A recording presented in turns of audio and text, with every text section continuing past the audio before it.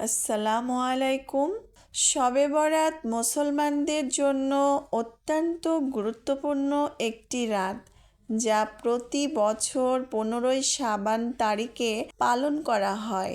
এই রাতে বিশেষ কিছু আমল ও ইবাদত করা সুন্নত, যা হাদিস দ্বারা প্রমাণিত।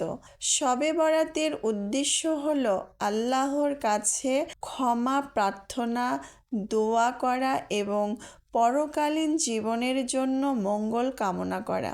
শবে বরাতের সুন্নত আমল: 1 নম্বর, নফল নামাজ আদায় করা। শবে বরাতে বিশেষ করে রাতে অতিরিক্ত নফল নামাজ পড়া সুন্নত। হাদিসে এসেছে, যে ব্যক্তি শবে বরাতে দাঁড়িয়ে নামাজ পড়বে তার সকল গুনাহ মাফ করে দেওয়া হবে। একাধিক রাকাত নফল নামাজ আদায় করা যায়, তবে সবচেয়ে গুরুত্বপূর্ণ হলো অতিরিক্ত নামাজের মাধ্যমে আল্লাহর রহমত লাভের চেষ্টা করা। নাম্বার 2, দোয়া ও ইস্তেগফার। এই রাতে আল্লাহর কাছে দোয়া ও ইস্তেগফার করা বিশেষভাবে গুরুত্বপূর্ণ।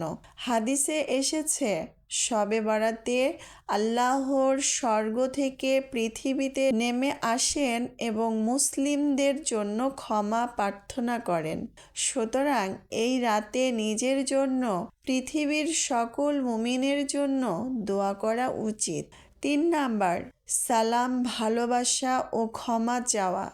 শবে বরাতের অন্যতম সুন্নত হল মানুষের সাথে সম্পর্ক উন্নত করা, বিশেষ করে আত্মীয়দের সাথে সুসম্পর্ক বজায় রাখা। রিহায়াত আল বুখারীতে বলা হয়েছে, যে ব্যক্তি শবে বরাতে আত্মীয়তার সম্পর্ক পুনঃ স্থাপন করবে এবং আল্লাহ তাকে জান্নাতের রাস্তা সুগম করবেন। 4 নাম্বার, জিকির করা। শবে বরাতে আল্লাহর নামে জিকির, তাসবিহ ও তওবা করা গুরুত্বপূর্ণ। হাদিসে বলা হয়েছে, শবে বরাতে যারা আল্লাহর স্মরণে মগ্ন থাকে তাদের জন্য আল্লাহর রহমত নাজিল করেন। 5 নাম্বার, রাতের শেষ প্রহরে দোয়া করা।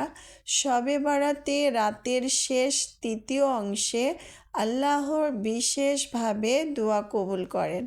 হাদিসে এসেছে, প্রতি রাতে আল্লাহ পৃথিবীতে নেমে আসেন এবং বলে, যে ব্যক্তি আমার কাছে ক্ষমা প্রার্থনা করবে আমি তাকে ক্ষমা করে দেব।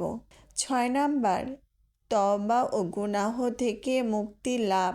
শবে বরাতে আল্লাহ বিশেষভাবে গুনাহ মাফ করে দেন যারা তার কাছে তওবা করে। হাদিসে এসেছে, শবে বরাত আল্লাহ তাআলা তার সৃষ্টির প্রতি বিশেষভাবে দয়া করেন এবং তিনি মুমিনদের গুনাহ মাফ করে দেন। শবে বরাত শুধু একটি রাত নয়, এটি মুসলমানদের জন্য একটি বিশেষ সুযোগ, যেখানে তারা আল্লাহর কাছে ক্ষমা চেয়ে নিজেদের আত্মার পরিশুদ্ধি ঘটাতে পারে। এই রাতে প্রার্থনা, দোয়া, ইস্তেগফার ও আল্লাহর প্রতি ভালোবাসা প্রদর্শন অত্যন্ত গুরুত্বপূর্ণ।